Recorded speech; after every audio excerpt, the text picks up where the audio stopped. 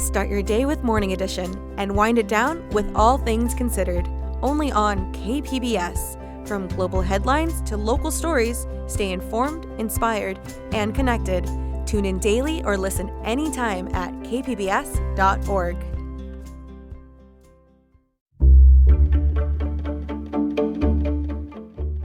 Good morning, I'm Lawrence K. Jackson. It's Friday, December 5th. To renew or not to renew, a dispute over automatic license plate readers. More on that next, but first, the headlines.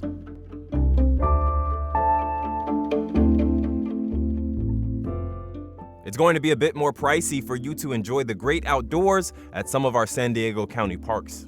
Fees required to secure a fishing permit, rent a boat, or to camp or park are increasing for the second time in a year. The increase starts on January 2nd. A full campsite hookup and adult fishing permit will see the most modest increases, but booking a picnic area is getting an overall increase of $25 per reservation. Day use parking fees will remain at $5, and discounted rates for veterans and seniors will continue.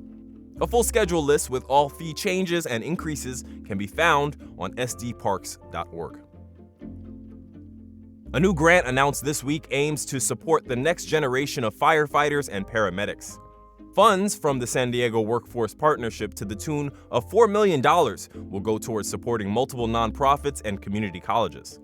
This includes, but is not limited to, the Chula Vista Fire Department, San Diego Fire Rescue Foundation, Southwestern Community College, the City of Vista, and more. The SDWP says the organizations were chosen for their ability to reach underserved populations and prepare job seekers for a high-demand career in emergency response. Funds will also expand existing medical services and fire training programs with a goal of placing 150 people in EMS and fire service roles. The famous TED Conference is making a new home in San Diego. Technology, Entertainment, Design, aka TED, started in California in 1984. Maybe you've watched a video of one of their speakers when feeling low on motivation. And now, following a 2-year process that TED says was centered around infrastructure, community, and the need to scale their mission in meaningful ways, the TED Conference in 2027 lands right here. The San Diego Convention Center will be the new home base for the conference. It's been based in Vancouver, Canada, in recent years. From KPBS, you're listening to San Diego News Now. Stay with me for more of the local news you need.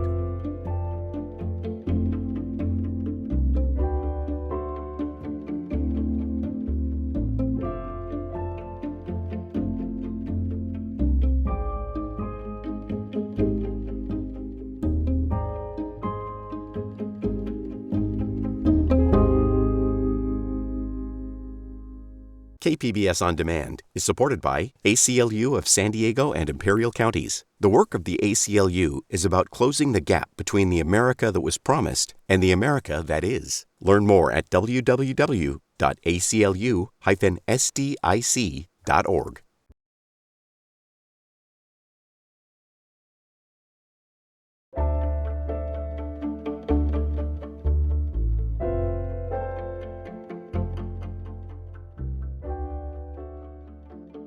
The San Diego City Council will decide next week whether to renew a contract with a company that provides automatic license plate readers, or ALPR cameras, to the city. Reporter John Carroll says the council appears to be divided on the issue. San Diego City Council member Raul Campillo says the city has assurances from the ALPR company Flock that data collected by its cameras will be kept secure and can only be used by the city, that it will not be shared with federal immigration authorities. Campillo says the cameras have helped police seize illegal guns, stop kidnappings, and he says car thefts have dropped by 20% in the last year. But on Thursday morning outside City Hall, dozens of community activists were joined by City Council members Sean Ela Rivera and Henry Foster to insist the city stop using the cameras and never do business with Flock again. Flock is a proven bad actor that has shown either an unwillingness or an inability to prevent their powerful tool from being abused. The city's Public Safety Committee unanimously approved renewing the contract with Flock. The full City Council will take up the matter next Tuesday. John Carroll, KPBS News.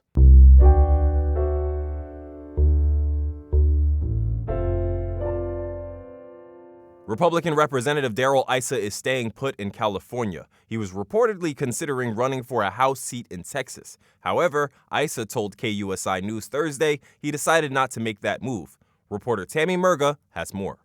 Issa says he will stay in Congress but does not need to go to Texas. He says he believes, quote, the people of San Diego County who've elected me so many times will, in fact, regardless of party registration, vote for me.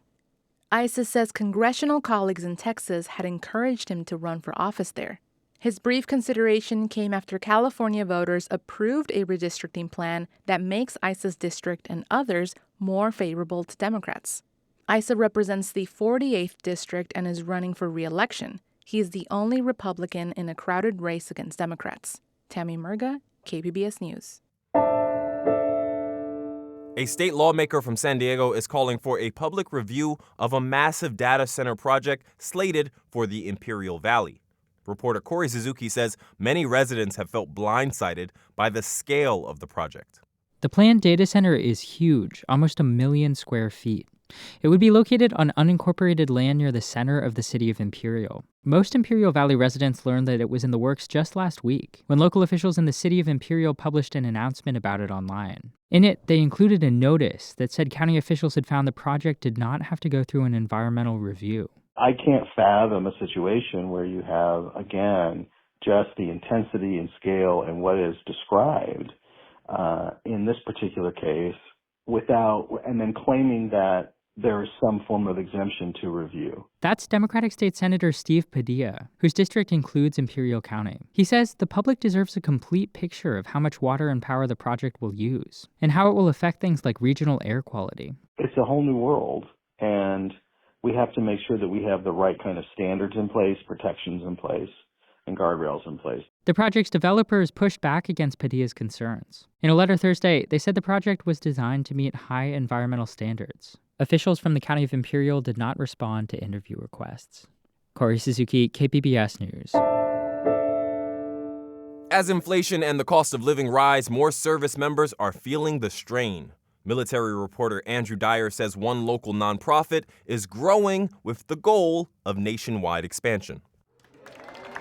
A bigger office, bigger warehouse, and bigger ambitions to help military families are what's behind the new, bigger national headquarters for the Support the Enlisted Project, or STEP. Supporters and military community members are here to celebrate the new location in Miramar. The San Diego-based nonprofit helps military families in distress by providing immediate financial help and long-term fiscal literacy education. They also distribute food and other items families need.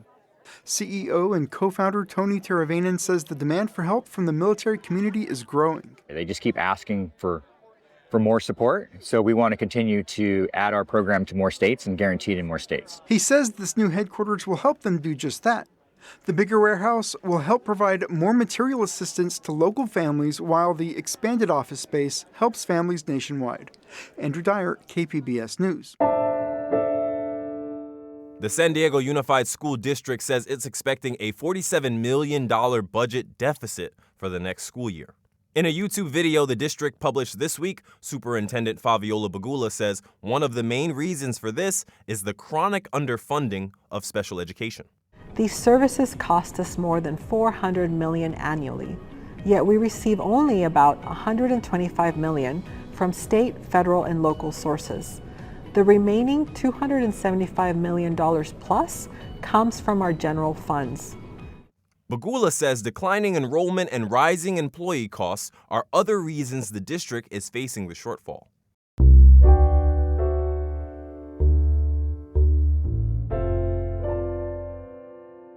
If you are looking for something besides The Grinch or A Christmas Carol this holiday season, arts reporter Beth Accomando has a new play for you set on Christmas Eve, but one that's completely devoid of any warm or fuzzy feelings. Here's a preview of 89 Carson Junction Road. For anyone needing an antidote to holiday cheer, actor Shane Hennessy has the perfect option. It's kind of like the Die Hard of shows, in the sense that it's got Christmas elements, but it's not a Christmas show. It's much more action-packed than that. I will say this, there's a body count, put it that way. That's right. Playwright Michael Miserani's 89 Carson Junction Road is not your typical holiday fare, even though it's set on Christmas Eve. And the bodies are not under the tree, so at least that's good. But by the time you leave, you'll be like, oh my gosh, these people's lives are blown apart.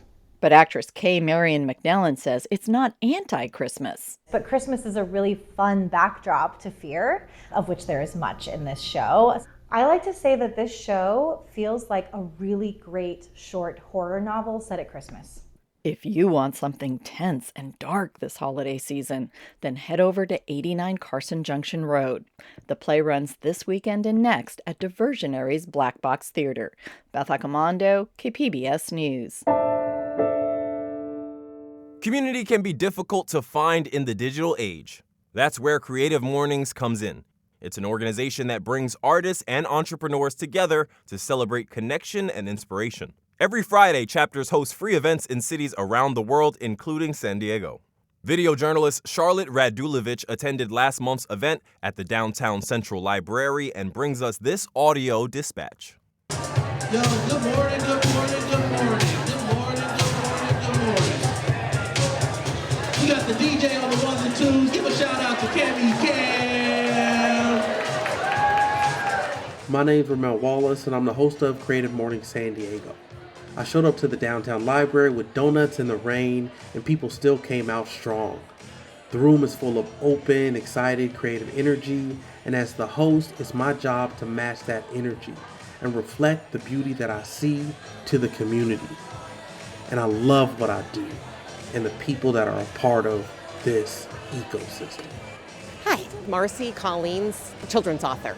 When you're an artist and you work solo in your house all the time, it's so important to find community. And as the talk today was about like finding your growth squad, and I always seek out those pockets of places where I can be with other creatives. It doesn't matter if they're not doing the exact same thing that I'm doing, but to be able to connect with other people who have a creative spirit is just so important, and it builds me up for the rest of the day. I've met so many people, I've connected with people, we follow each other on Instagram, we're there to hype each other up, and it's a great experience.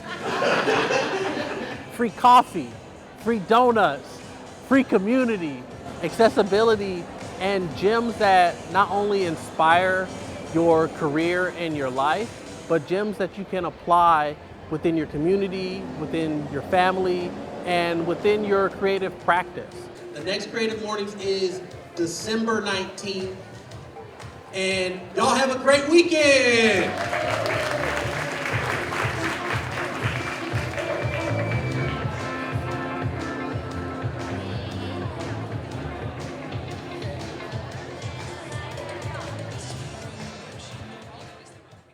The next Creative Mornings event will take place from 8 a.m. to 10 a.m. on Friday, December 19th at the San Diego Central Library downtown.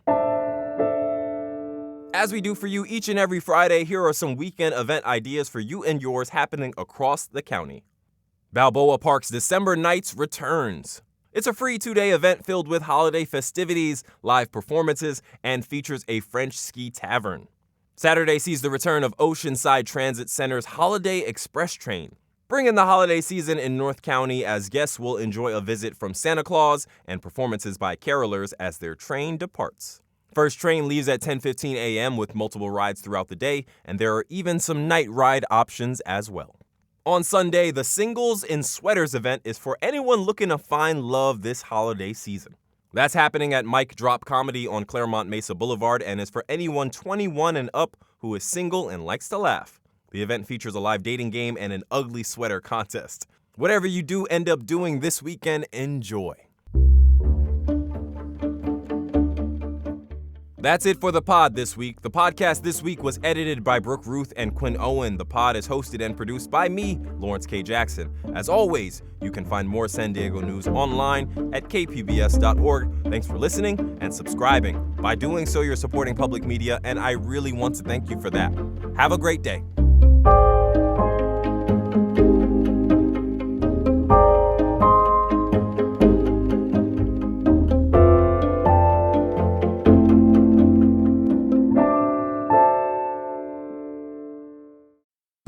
Stay connected to the world around you. KPBS brings you trusted news, compelling stories, and in-depth reporting every day. Wherever life takes you, KPBS is here. on the radio, online, and on the go. Discover more at kpbs.org.